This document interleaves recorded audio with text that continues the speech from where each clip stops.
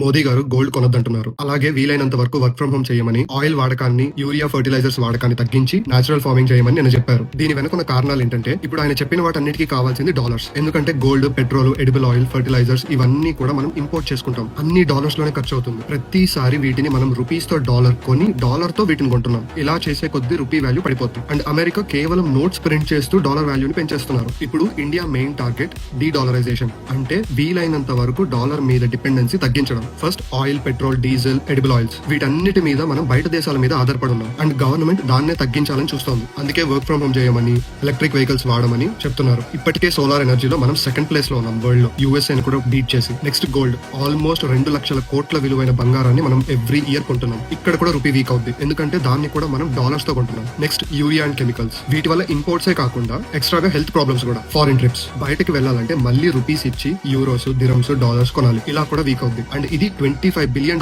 Market. ఇదే మనీని ఇండియాలోని టూరిజం వైపు షిఫ్ట్ చేస్తే ఇండియా టూరిజం గ్రో అవుద్ది అండ్ ఎకనామీ కూడా బూస్ట్ అవుద్ది. యాక్చువల్లీ దీని వెనుకున్న పెద్ద పిక్చర్ ఏంటంటే ఆల్రెడీ 23 దేశాల్లో రూపీతోనే ట్రేడ్ జరుగుతుంది. డాలర్ డిపెండెన్సీ తగ్గిస్తూ వస్తున్నారు. చాలా పెద్ద టాపిక్ ఇది. బట్ సడన్ గా ఈ వార్ వచ్చి ఆయిల్ రేట్స్ పెంచేసింది. ప్రపంచం మొత్తం ఎక్కువ డాలర్స్ కొనేలా చేశారు. అండ్ మన కంట్రీలో ఆయిల్ ప్రైజెస్ హైక్ అవ్వనివ్వకుండా చేసి మొత్తం బ్యాలెన్స్ చేశారు. అలా చేసేసరికి ఆల్మోస్ట్ రిజర్వ్స్ అంతా కంప్లీట్ అయింది. సో ఇప్పుడు ఆయన చెప్పినటువన్నీ కూడా మనం ఇంపోర్ట్ చేసుకునేవి. ఇది పాలిటిక్స్ కాదు. డాలర్ డిపెండెన్సీ వల్ల ఇండియాకి ఎప్పటికైనా ప్రాబ్లమే. దాన్ని గవర్నమెంట్ ఒక్కటే ఏం చేయలేదు, జనాలు తలుచుకుంటేనే అవుద్ది. సో ఈ జర్నీలో లాస్ట్ స్టేజ్ పీపుల్. మనం ఆయన చెప్పినవి ఆపేస్తే ఆల్మోస్ట్ డాలర్ మీద డిపెండెన్సీ తగ్గిపోద్ది. 2047 కల్లా డెవలప్డ్ నేషన్, ఒక సూపర్ పవర్ నేషన్ చేయాలన్నది టార్గెట్. దానికి ప్రజలందరి సపోర్ట్ కావాల్సిందే. అందరం ఈ జర్నీలో దేశం కోసం నిలబడదాం. జై హింద్, జై భారత్, జై శ్రీరామ్.